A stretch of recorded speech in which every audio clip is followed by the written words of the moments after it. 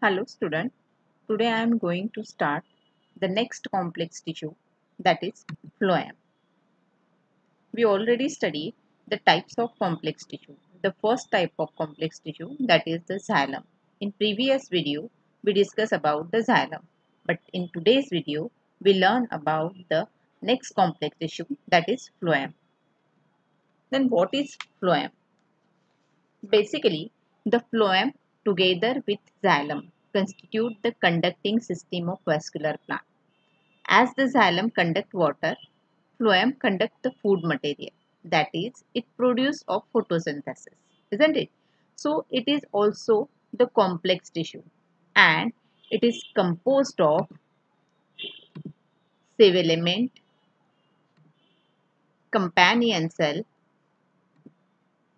phloem parenchyma, and phloem fiber. So first type of phloem, that is the sieve element. The conducting element of the phloem are collectively known as sieve element. These are segregated into less specialized sieve cells and highly specialized sieve-like elements.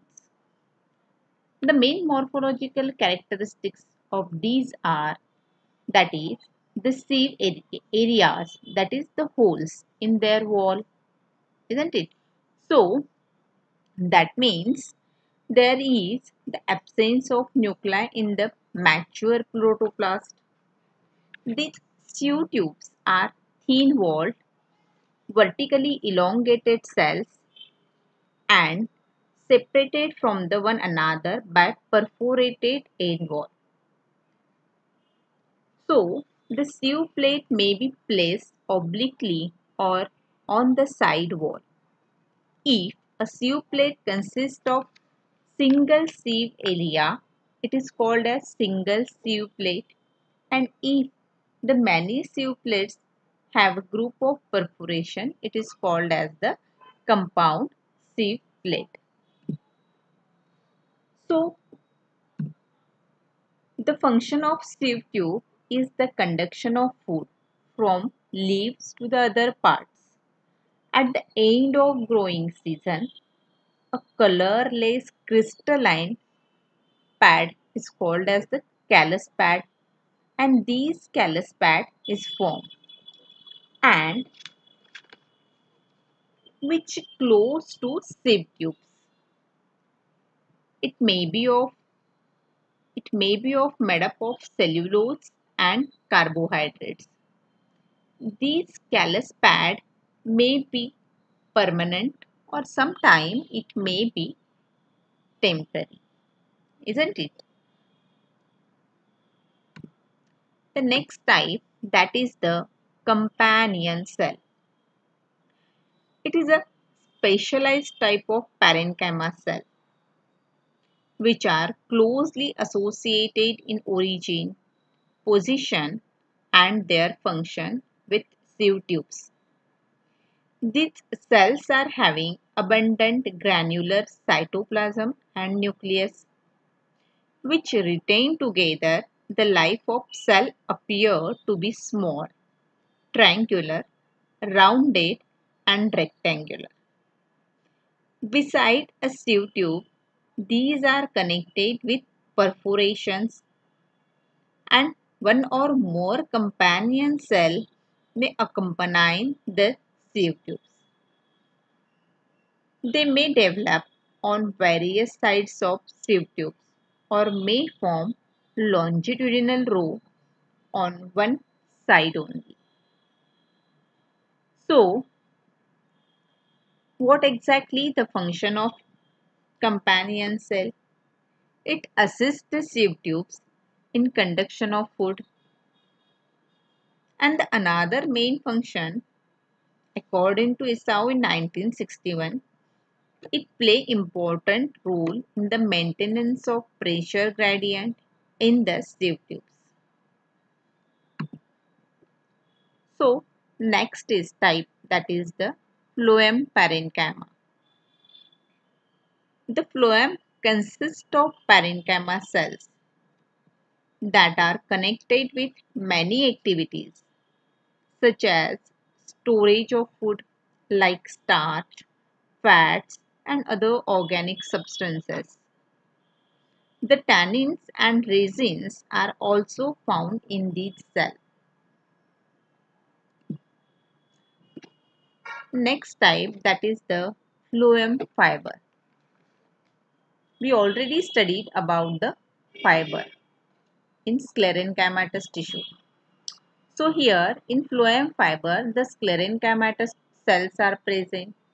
So if the sclerenchymatous cells are present, so that is known as the bast fiber or phloem fiber. The main function of these phloem fiber, it gives the mechanical strength to the plant body.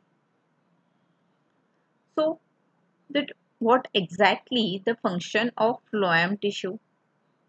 It means there are the main function is to conduct the food material which prepared into the leaves to different parts of the plant, and it gives the mechanical strength to the plant organ if it necessity to store the food material.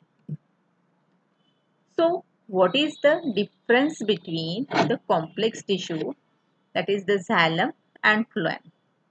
The first main difference in the xylem is that xylem is the complex tissue of plant which is responsible for transporting water and other nutrients to the plant, and phloem is the living tissue responsible for transporting food and other organic material.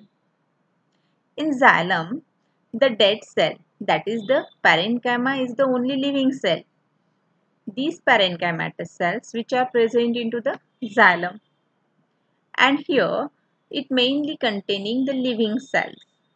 So fiber are the only dead cell, which is the sclerenchymatous cells. So in xylem, the vessels, fibers and tracheids are present. But in phloem, there is the sieve tubes, companion cells, phloem parenchyma, and phloem fiber is also present. Basically, the xylem is located in the center of the vascular bundle. So, in the phloem is located into the outer side of the vascular bundle. The xylem is unidirectional and the phloem is bidirectional. Xylem should transport only minerals and water from the roots, and the phloem transport food material that are prepared by the green part of the plant to other part of the plant.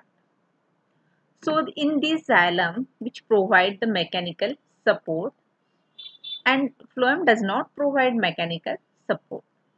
So is the xylem is the dead tissue at maturity, but no cell content is present.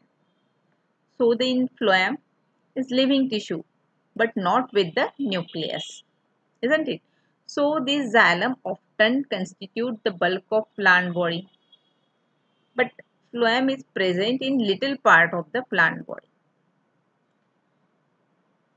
In xylem, the conducting cells are the tertiary cells, which is dead, and in phloem, the conducting cells are the living. So this is the main difference or the basic difference between the xylem and phloem. I hope you understand the complex tissue, that is the xylem and phloem.